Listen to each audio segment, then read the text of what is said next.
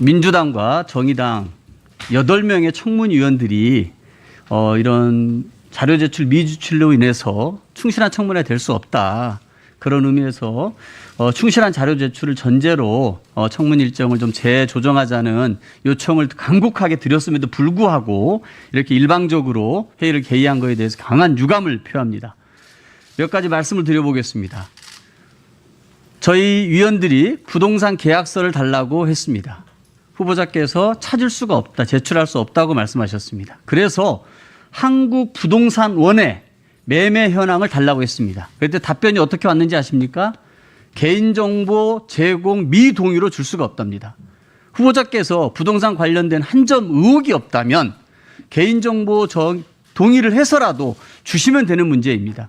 그런데 어떤 의혹이 있길래 계약서는 찾을 수 없다 그러고 부동산 정보원에는 개인정보 제공을 동의해 주지 않는 것입니까? 그러니까 국민들께서는 의혹의 시선을 가지고서 한 후보자의 재산 형성 과정에 대해서 의혹을 가지고 있는 것입니다. 보통 부동산 계약서라고 하면은 정말 중요한 곳에서 보관하는 게 일반적이지 않습니까? 참 안타깝습니다. 김현장에서 자료를 요구를 했습니다. 어떤 활동을 하셨는지 자그마치 그 몇 년 사이에 20억이라고 하는 일반 국민들은 상상할 수도 없는 고문료를 받으셨습니다. 어떤 일을 했느냐고 활동 내역을 달라고 그랬더니 영업비밀이랍니다. 영업비밀이라니요. 후보자께서 무슨 변호사 사무실에서 사건 수임하는 브로커 역할을 하셨습니까? 그게 아닌데 어떻게 영업비밀입니까? 말씀하셨던 대로 외국 기업 CEO에게 한국 경제 상황을 설명하고 경제정책 방향을 설명했다라고 하면 국익을 위해서 좋은 일을 하신 것처럼 말씀하셨는데 깨알같이 자랑하셔야 되는 것 아닙니까? 이 김현장에서 활동한 것이 49년생이시던데 우리가 1950년대 활동 내역을 달라는 게 아니지 않습니까? 바로 총리 후보자 지명되기 직전에 있었던 직장에서 20억씩 받으면서 하셨던 일에 대해서 국익을 위해서 이렇게 좋은 일을 하셨다 그러면서 이 자료를 영업비밀이라고 못 준다고요? 무슨 뭐 사건 브로커에 섰습니까? 왜 못 준다는 겁니까? 정관 예우도 심각한 문제입니다. 네트워크 구축을 위해서 여러 일을 하셨다고 하셨습니다. 과연 그러면은 전직 총리이자 주미대사로서 어떻게 공직사회에서 이 기업들과의 네트워크를 구축했는지 충분히 소명하시고 국회 검증을 받는 것이 당연한 거 아니겠습니까? 배우자 미술품 판매에 대해서 어떠한 자료도 사생활 침해다, 개인정보 동의할 수 없다고서 내놓지 않고 있습니다. 세금 신고 내역도 마찬가지입니다. 몇몇 분들이 그렇게 얘기합니다. 자료가 두세 배 요청이 많다고요? 의혹이 그렇게 많기 때문입니다. 검증해야 될 항목과 분야가 많기 때문에 자료 요청이 많은 것이라고 생각 안 드십니까? 일정 변경이 국민에 대한 도리가 아니라고요? 이렇게 허술하고 맹탕으로 하는 청문회가 국민에 대한 도리가 아닙니다. 우리는 국회의원이고 여야를 떠나서 국회가 청문회에서 해야 될 일이 있습니다. 그것은 국민의 눈높이에서 꼼꼼하고 철저하게 최고 공직 후보자의 검증을 해내는 것이 여야를 떠나 국회 모두의 책무임에도 불구하고 국민에 대한 도리가 아니라고 하는 것은 저는 국회의원이 할 말은 아니라고 생각합니다.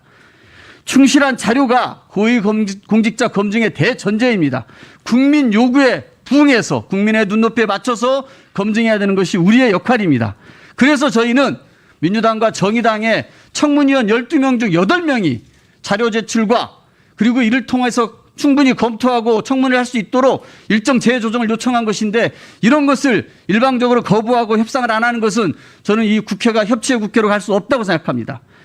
새 정부의 발목 잡기가 아니라 새 정부의 일방 독주를 국회가 견제해야 합니다. 국회는 견제와 균형의 역할을 행정부에게 해야 되는 것 아니겠습니까? 지금 윤 당선인에게서 하고 있는 일방적인 독주를 우리 국민들이 많이 목도하고 있습니다. 청와대를 광화문 시대로 하겠다 그러더니 용산으로 갑니다. 관절을 술평하고 다닙니다.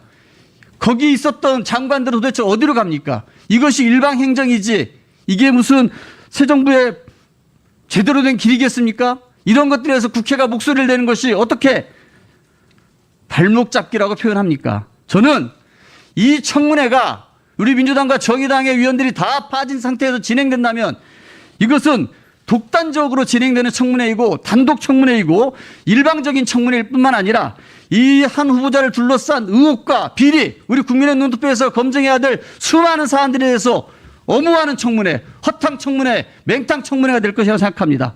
이 청문회를 진행할 때 이 모든 책임은 국민의힘이 져야 될 것이라고 강력하게 경고하는 바입니다. 이상입니다.